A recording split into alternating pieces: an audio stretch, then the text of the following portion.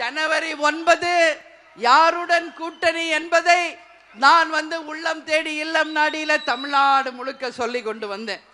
யாரோட கூட்டணி நாம் வைக்க வேண்டும் என்ற முடிவை எடுத்து விட்டாச்சு. ஆனால் அதை இந்த மாநாட்டில் அறிவிக்க வேண்டுமா என்பதுதான் கேள்வி. அது ஏன் சொல்றேன்றதை நீங்க புரிஞ்சுக்கணும். நான் ஏன் அதை சொல்றேன்றதை நீங்க புரிஞ்சுக்கணும். இன்று வரை தமிழகத்தில் எந்த கட்சியும் கூட்டணியை அறிவிக்கவில்லை. இந்த நிமிஷம் வரைக்கும் எந்த கட்சியுமே கூட்டணி அறிவிக்கல. இவங்க தான் எங்க கூட்டணின்னு சொல்லல.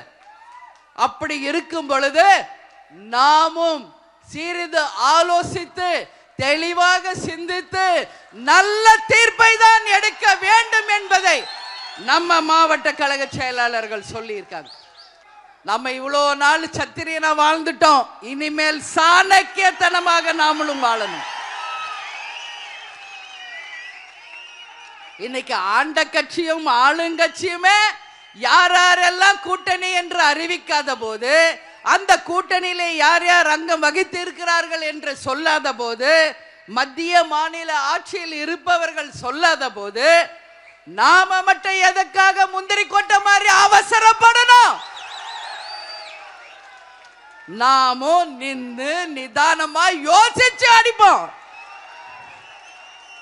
ஆனா தேமுதிக சாதாரண கட்சி இல்லை. மீண்டும் சொல்கிறேன், நமக்கென்று ஒரு கௌரவம் உண்டு, நமக்கென்று ஒரு மரியாதை உண்டு, நமக்கென்று ஒரு கண்ணியம் உண்டு.